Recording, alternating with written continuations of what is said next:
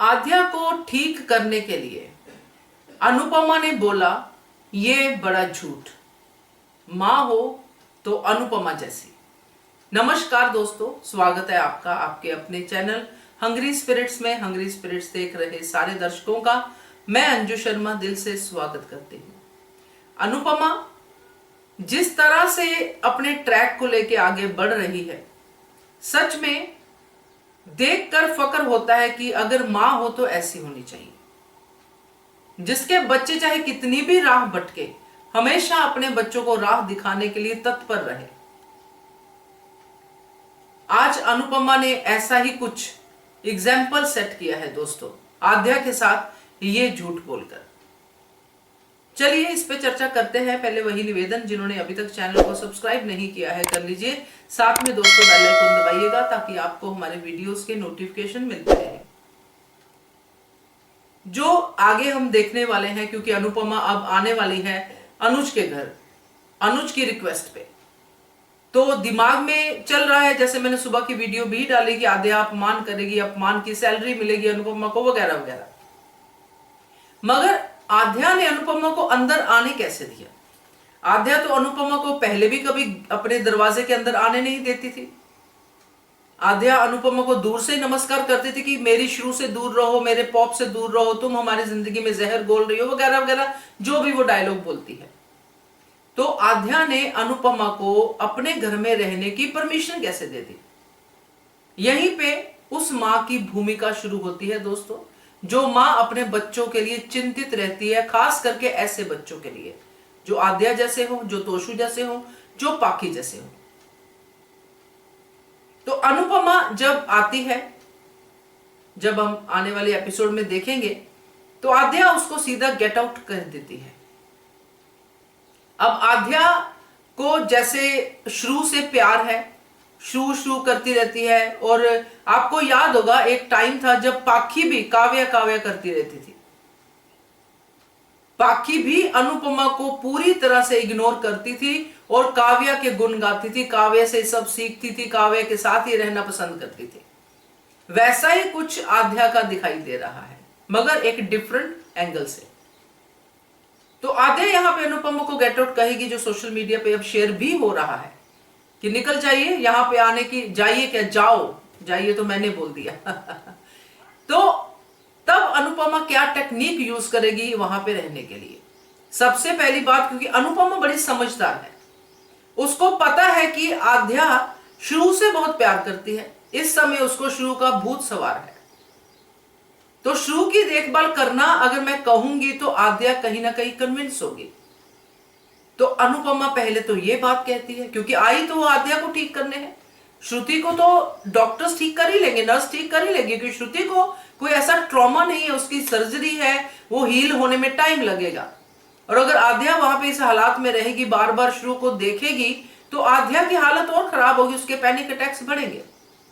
तो शुरू की देखभाल करना इसलिए भी जरूरी है क्योंकि आद्या को शुरू चाहिए और अनुज को आद्या चाहिए, और ये एंगल से अनुपमा यहां पे पहुंची है। अनुपमा आद्या को कहती है कि मैं तो श्रुति का ध्यान रखूंगी भाई। अच्छा चल ठीक है, जो भी हम आगे डायलॉग्स में भी देखेंगे कि अनुपमा कहती है चल मेरे हाथ का खाना पसंद है, मैं भेज दूंगी, तू हैंडल कर लेगी अकेले। तो आद्या थोड़ी सी ठंडी होती है, पहले तो भरपूर अपमान करेगी अनुपमा का। तो यहां पे आद्या का थोड़ा जो ठंडे होते देखते हैं। तो दूसरा एंगल अनुपमा क्या यूज करती है इसमें, तो जो श्रू की देखभाल करने आई हूं, ये तो आधा सच है आधा झूठ है, क्योंकि आई तो बेसिकली वो अपनी छोटी के लिए है। और अनुपमा अपने किरदार के बारे में जब बोलती है तो यही बोलती है कि अनुपमा किसी को भी मुसीबत में देखे तो वो उसकी मदद करने के लिए पहुंचती ही पहुंचती है, चाहे वो कोई भी हो। इसलिए वो श्रुति की मदद क्यों नहीं करेगी, अपनी बेटी की मदद क्यों नहीं करेगी? तो यहीं पे दूसरा झूठ आता है दोस्तों।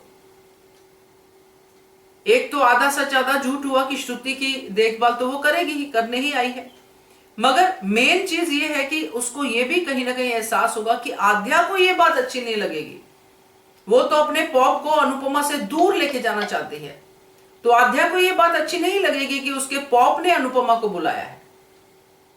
यहां पे अनुपमा सफेद झूठ बोलती है अपनी बेटी को ठीक करने के लिए, ताकि बेटी को अपने बाप से नफरत ना हो कि मैंने मना किया था, पॉप ने अनुपमा को फिर से बुला लिया। तो वो कहती है कि तेरे पॉप की रिक्वेस्ट पे नहीं, मैं खुद आई हूं, मैंने कहा इनको, क्योंकि मेरी वजह से श्रुति को गोली लगी है, इसलिए मैं श्रुति की सेवा करना चाहती हूँ। यहाँ पे आद्या का नाम भी नहीं है कि तुम्हारे पैनिक अटैक्स की वजह से मैं यहाँ पे आई हूँ, और मैंने नहीं, तेरे पॉप ने रिक्वेस्ट की थी मुझे, पहले फोन पे, फिर रात को रेस्टोरेंट में बुला के। तो ये झूठ बोल के सारा इल्जाम अपने सर पे लेके, सिर्फ इसलिए क्योंकि वो अपनी बेटी को ठीक करना चाहती है। ये है अनुपमा। आगे इंटरेस्टिंग होने वाला है, क्योंकि ये जर्नी होगी इमोशंस की, जहां पे एक तरफ बेटी है जो नफरत करती है, दूसरी तरफ पति है जो किसी दूसरी औरत के साथ है।